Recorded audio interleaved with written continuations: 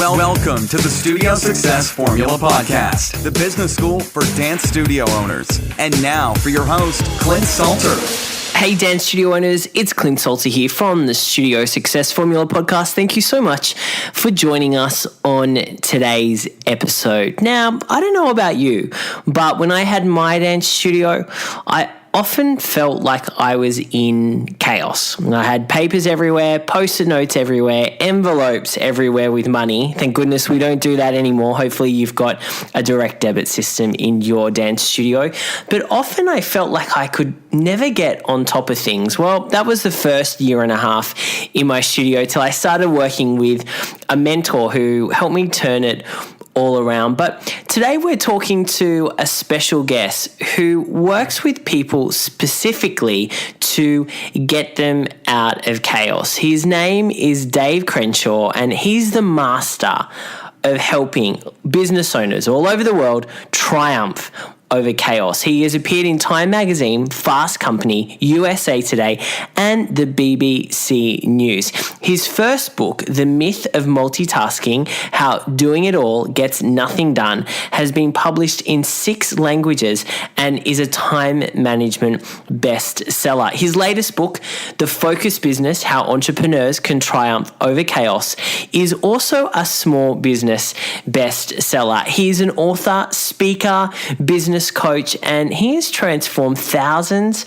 of businesses worldwide. Now, I had a really interesting conversation with Dave, and him and I agreed on so many things. Now, this interview is definitely for you if you want to maximize the productivity in your business and in your life. If you find yourself sometimes finishing the day and thinking, what did I actually do today that grew my business? This interview is certainly for you. Now, if you believe in to-do lists, Dave has something a little bit different for you. I asked him about how do we create the perfect to-do list, and he doesn't like to-do lists. He likes to do something else, and he shares that strategy on today's show. He also talks about how working 24/7 is not going to give you a business that grows, nor is it going to give you a fulfilling life. So he gives a great analogy of how we can really think about our dance studio and how we can allow and gift ourselves time outside of our business to do more of what we love and maybe even get a hobby. He talks about procrastination. We go deep into multitasking, and is multitasking good for us or isn't it? You might be surprised by his answer. And we talk about success and how you can create a successful dance studio. I hope you really love this interview with Dave. I know you're going to get a whole lot of value from it. So without further ado, here is Dave Crenshaw with helping us to get more productive and get out of chaos in our dance studio. Enjoy. Hey Dave, how are you today? I'm doing wonderful. How you doing, Clint? Awesome. Now, Dave, I'd love for you to start by telling our audience of studio owners a bit about what you do today in your company to help small business owners overcome chaos and maximize their productivity. Well, first off, I would say that I've worked with, I coach a wide variety of businesses, but I've coached many dance schools, and that's not from me targeting them. I was just invited to an event in Canada once, and it was for dance studio owners, and I've worked with many of them. So the kind of things that we're going to be talking about today, this is very familiar territory to me. I do private coaching. I also speak at events. I have 3 books, and I have online courses. And so when we talk about chaos, when I use the word chaos, I have a very specific definition behind it. Here it is. Chaos is the haphazard allocation of resources toward that which is of variable value. Now, that's a pretty academic-sounding definition. Let me put it in real-world terms. You're working hard, you're marketing, you're managing employees, you're trying to sell, you're doing all this stuff all over the place, and sometimes it works, and sometimes it doesn't. That is the definition of chaos. And the problem with that is when you're having some success like that, it causes people to feel like they're doing well. that's the irony of chaos, is that it actually deludes you into thinking that you're doing quite well in your business. But let's contrast that with focus. My definition of focus is the strategic allocation of your resources toward that which is of greatest value. So when you spend your time, when you spend your money, when you allocate your employees' time, you're only doing it on the things that are most profitable, most valuable to your business. This means that you experience success almost every time, and it's very consistent. And so my job is to help business owners move out of that state of constant chaos, haphazard allocation all over the place, and get to a situation where they're much more strategic and they're getting consistent results because of it. Yeah, and it's a message that we've talked about a lot on this podcast and obviously in our programs and association is, really getting our studio owners to question where they do spend their time. I ran an event over the weekend with our mastermind members, and it was so funny getting them to do this exercise around all the tasks that they're doing every day and prioritize the ones that are high level over low level and what's generating them the most income and where can other people be doing that task for them. It's not only them that can do that task. So this is a really great concept that we're talking about today for our studio owners. Now, a lot of our studio owners, Dave, have their to-do lists. And so what I'd love to get is your opinion on to-do lists and how do we really go about, brain dumping what needs to be done and then prioritizing those things. And also, a lot of our studio owners think they can get a lot more done in one day than they can. So how do we manage that as well? Yeah. Well, the first thing is, to-do list is it's a loaded word for me. It's something where the moment I hear it, my ears perk up because I am a very big proponent of not using to-do lists. I think that they are part of the problem, and the solution is very simple. It's something that all of us have or can have access to, but few are using correctly. And that's the calendar. The calendar is so important because it is the budget. It shows how much time we actually have available in the day. Let's contrast that with what a to-do list is. A to-do list is a running list of things that need to be done, and we might do it. We might get to it at some point, but if we don't, then it's just going to roll over. And because we're not allocating time to that, it really creates a lot of problems in our day. So I'm a strong proponent of using the calendar instead, and instead processing the things that you need to do. Now, processing is something that I talk about in my time management course.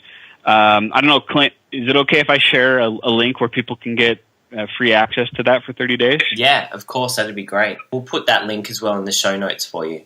Okay, great. So the link is davecrenshaw.com, and Crenshaw is spelled with a C, davecrenshaw.com/free time. And what that is a link to where you can get 30 days free access to lynda.com. Lynda.com is what I call the Netflix of training, thousands of courses. One of mine is Time Management Fundamentals. It's one of the most popular. It's had millions of views. In Time Management Fundamentals, I teach the basics of how to do better with processing. And so that's a great starting point for every business owner. The business is the entrepreneur's mirror. If you are disorganized, the business will be disorganized. And on the positive side, if you get together and get focused, then your business is going to be like that. Yeah. So I recommend that as a great starting point. I can, though, talk about the prioritization question as well, if you'd like me to address that. Please. I would love you to jump into that because I know a lot of people struggle with, well, I've got this and I've got that, and what should I do first? So, well, we were all, I don't know all, but most of us have grown up with the concept that Covey made popular of the urgent and important matrix, right? The 4 quadrants. I grew up almost right next to where Covey is. He was an idol of mine. I used that myself as well. Here's the problem. In the 21st century, it's almost useless. And the reason why is because everything is urgent in our world now. Is it not? Mm-hmm. Everything. Yeah. And almost everything is important. So how do we distinguish between the two? My suggestion is we're looking at it from the wrong perspective. Rather than trying to do work, use our time in the best way, we want to instead choose activities that will give us more time that we can use to whatever we want in the future. I call this earning time dividends. So you're making investments that pay back lots and lots of time.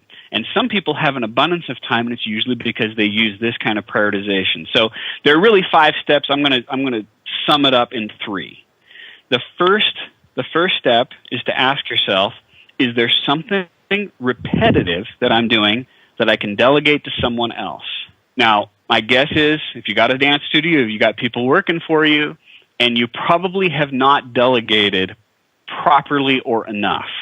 My guess is there are a lot of things that you're doing that because it's repetitive, you could create a system and you could train someone else to do it, but entrepreneurs get into that habit of thinking, well, no one can do it as well as I can. By the time I teach it to someone else, I will have done it myself, and so they just do it. That's the one. That's the one. Yep. But that's not our goal. Our goal is to get time dividends. We want getting time back into our bank account over and over and over again in the future. That means taking a moment and making investment in it. So that's number 1. Number 2 is, am I holding up the work of others? Never be the bottleneck. What this means is that if you are causing your employees or a team of your employees or whoever it is that you're working with to not work, they're sitting around and idle because of you, that's a red flag. We need to make sure that you are the fastest point in any system. It just flies right through you and moves on to other people. Otherwise, we're wasting everybody's time. Now, do you think that happens, Dave, sometimes because as studio owners, we don't want to give over too much control on a certain project or particular task? Yes. Well, and it's not just control; it's the illusion of perfection. I'm afraid that they're just not quite going to do it right. But the reality is, not perfect is good enough as long as it's consistent. And we need to take more time to train other people on how to do things so that we can feel comfortable letting go of that control. Yeah, completely agree with you. I love that. Number 2. It's a great one. And then number 3 is, can I create something that will work for me while I'm sleeping? So if the first one that I gave you was the people side of it, the third step is the inanimate object side of it, or the marketing side of it that's online. Do you have videos online that are selling for you? Do you have a blog? Do you have a marketing program that's automatic, that's rolling? You want things that are working for you while you're sleeping, and that will not only bring you more money to your business, but it's going to give you a lot more disposable time because you're not going to have to go out there and sell hand to hand to every person. Exactly. It's great. It's that real leverage piece, and we teach about, putting those automated systems in place, not only around retracting the marketing side of things, but also for onboarding new students and retention. It's really great as well. So I think they're 3 fantastic tips, and I think our studio owners are going to be nodding their heads, going, "I need to get this under control." Because what happens, Dave? I mean, you've worked with so many, studio owners and business owners. What happens when we are in this constant, these constant stages of chaos, when we feel overwhelmed continually, where we feel like we can never get on top of what's actually going on? How does that affect us and our business? Well, I talk about the myth of multitasking and switch tasking. We can dive into that later. But the idea is that if your attention is constantly switching back and forth, it's costing you and it's costing your business. Now, if you're allowing all of these things to swirl around in your head, all of this chaos that even in the middle of listening to this interview, some of you thought of 3 or 4 things that are undone at your studio. That is incredibly costly in terms of time, in terms of mistakes, and also in terms of your personal stress levels. And again, the business is the entrepreneur's mirror. If you are in chaos, if you are unstable, I can guarantee that the business is going to do the same.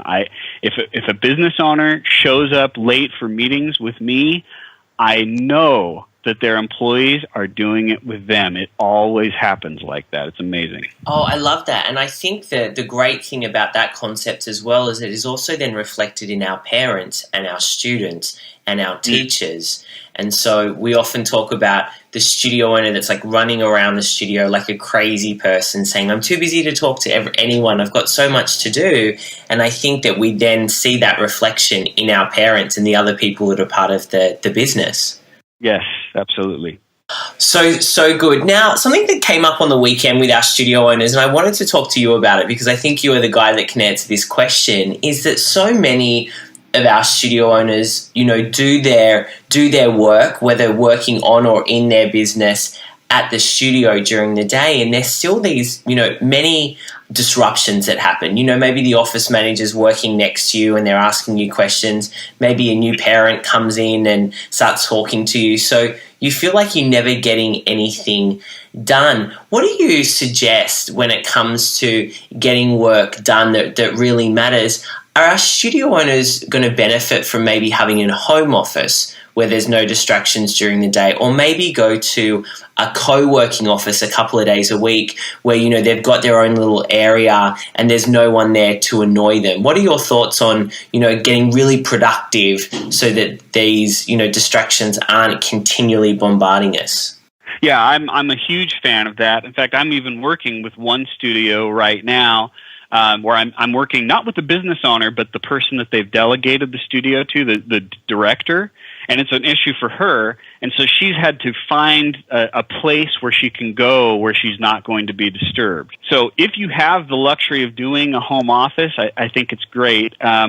Here, I'll give you 3 suggestions. I liken working to a home office, or even if you're talking about one of these shared workspaces, I liken it to a castle, okay?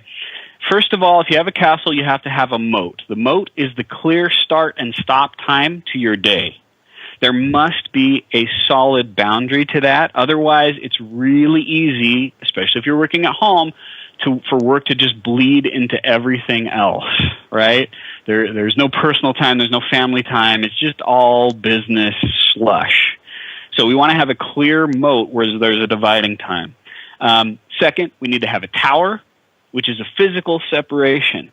Many people, when they have a home office, I've seen this done many times, they'll put the office right by the front door, which means you basically put yourself in the highest traffic area of the home, and you're going to have the most amount of interruption. So if you have the ability, whether it's a shared office or your home, find a place that's removed as much as possible from everything else. And then last, this one's kind of an interesting one for people, but you need to have a bridge. Now, what's the bridge? It allows you to go over the moat. It allows you to go back into the real world. A person who's commuting in a typical 9-to-5 job, right? When is their bridge? It's going to happen during the drive or the ride on the bus or the ride on the train, right?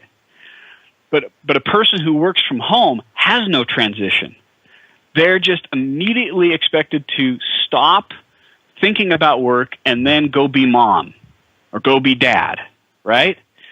And instead, I recommend that you have a period of time where you do something, where you decompress, you exercise, you listen to music, you read a book, whatever it takes for you to transition your mind away from that crazy, frenetic world of being an entrepreneur into being a person who's there for your loved ones.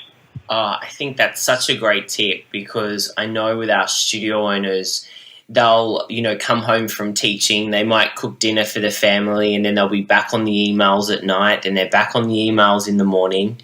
And so you're a big believer in having that break. And I know you've got a great video on your website about this analogy as well, the castle, which I watched, which was great. And so why is it so important to make sure we have these definitive times that we're working, on our business, and then we're being a normal person, which I know is a very foreign concept for many of our studio owners.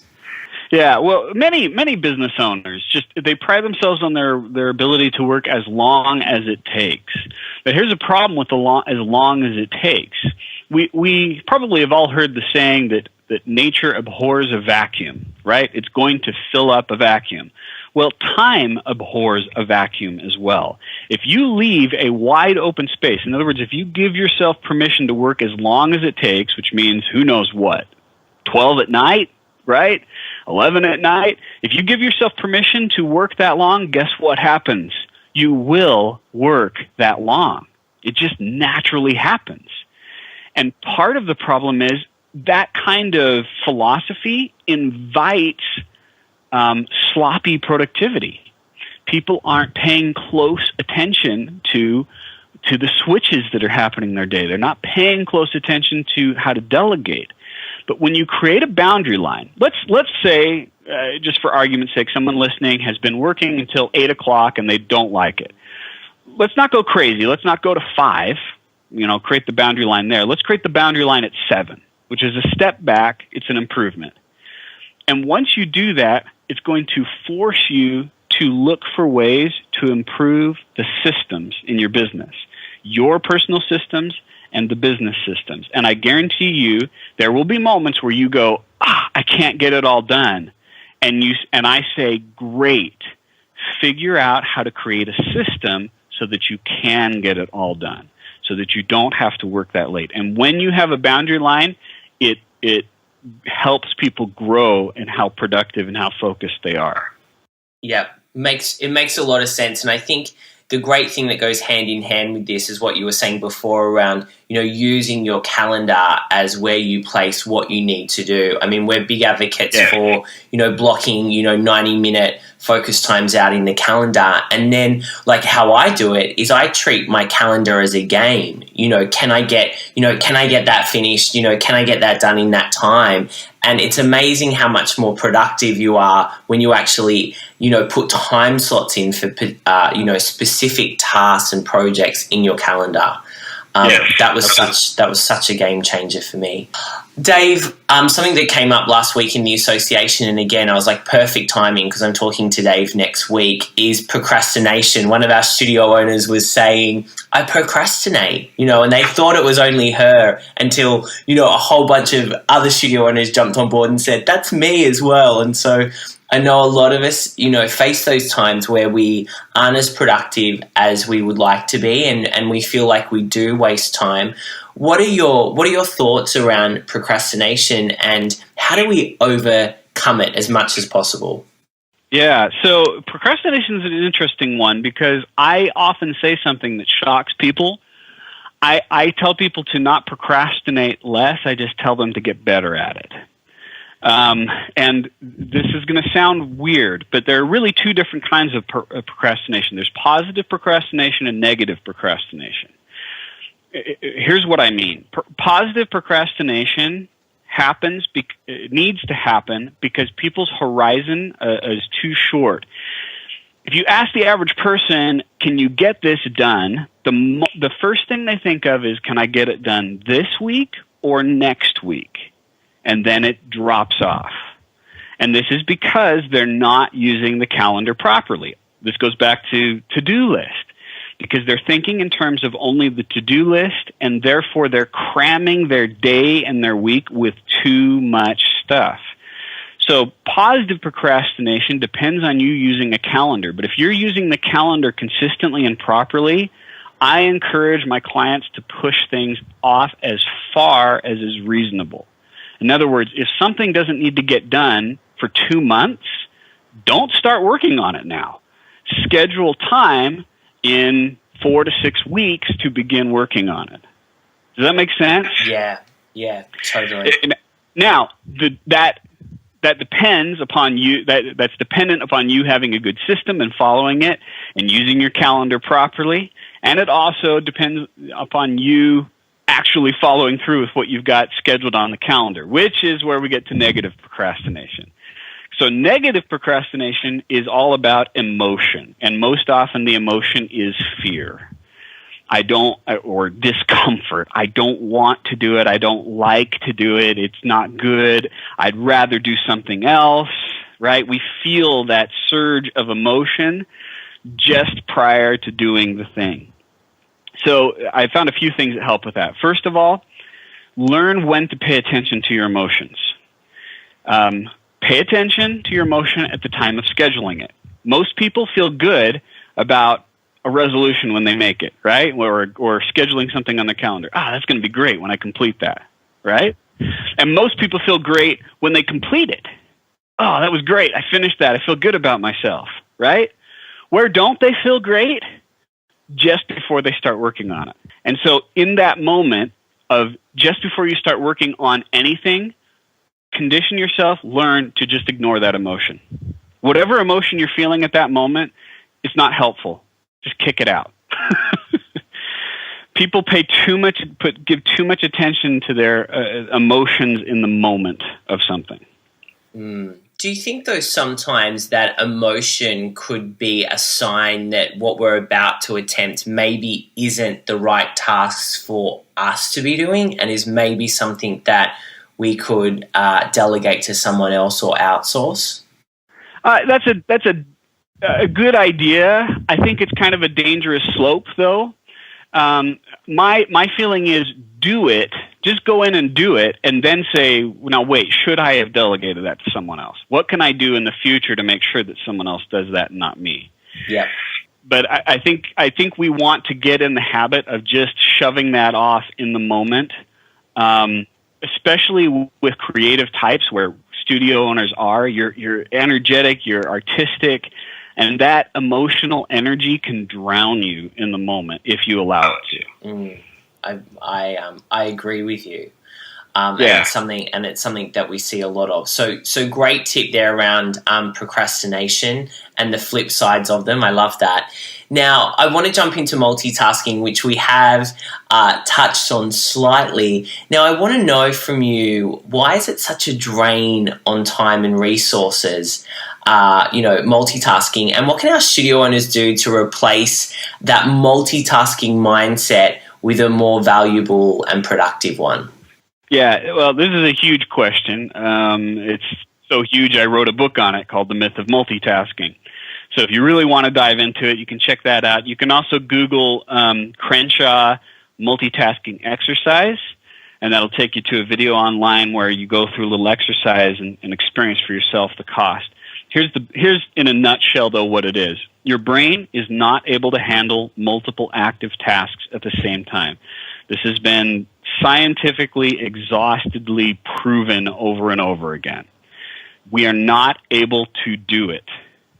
Some are able to experience less switching costs than others, but all of us pay a cost for switching our attention from one thing to something else. It's always going to happen. And when you pay that switching cost, that transition, let's say I'm answering an email and then someone interrupts me, that transition cost means things are going to take longer, I'm going to make more mistakes, and it increases my stress levels. And when you see highly intelligent people making really dumb mistakes, that's almost always a symptom of switch tasking, what I call multitasking. It's switch tasking, not incompetence. They're trying to do too many things at the same time. So, in a nutshell, what do we need to do? We need to transition from a culture of now to a culture of when. The culture of now says, if I have a question, I need it answered now.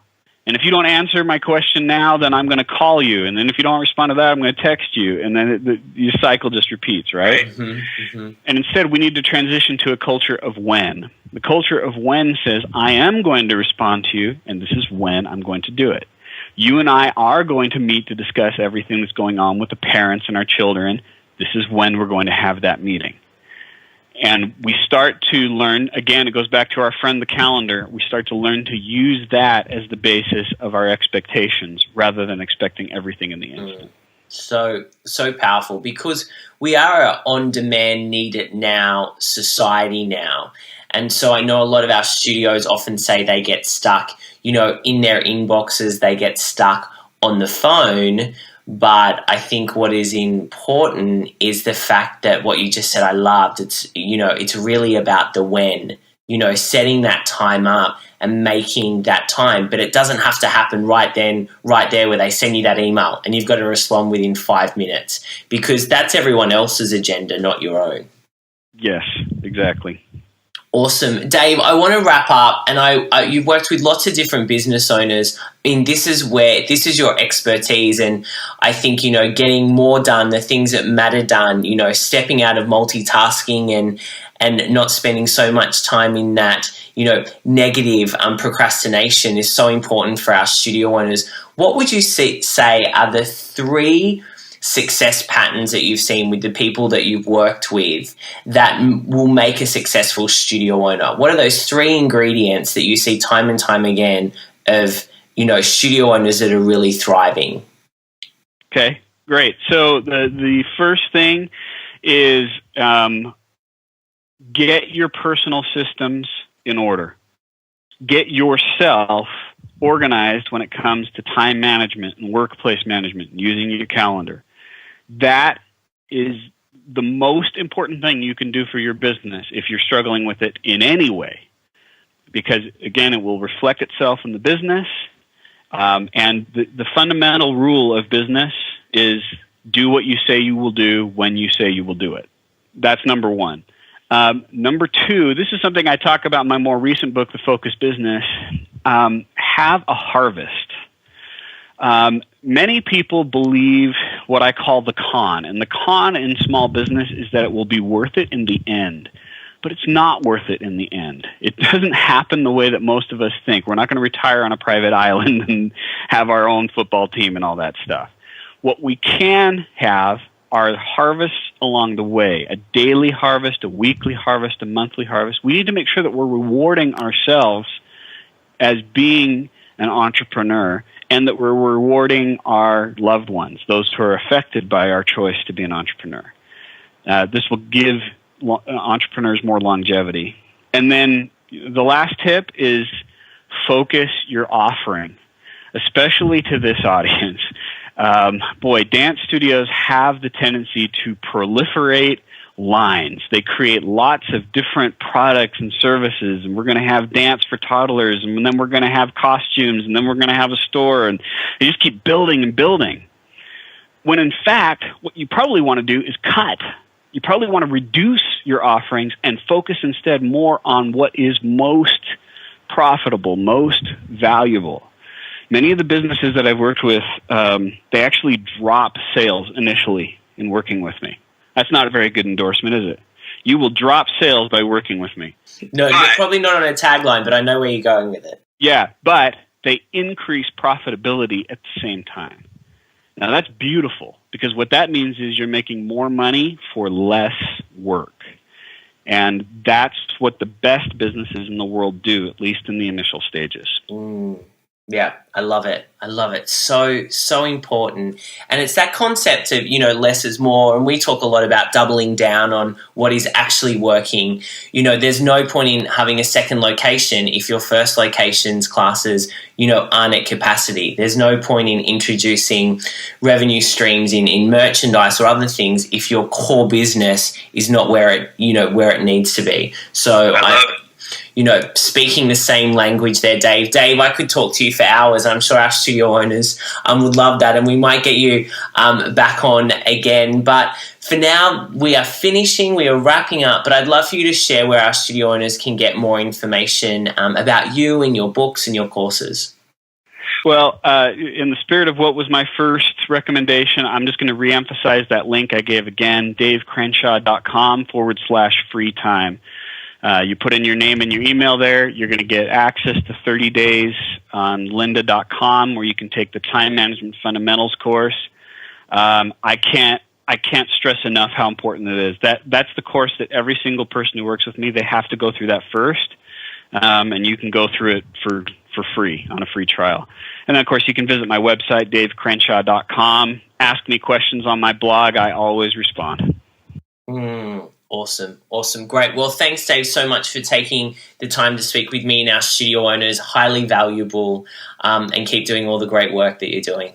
Thank you so much.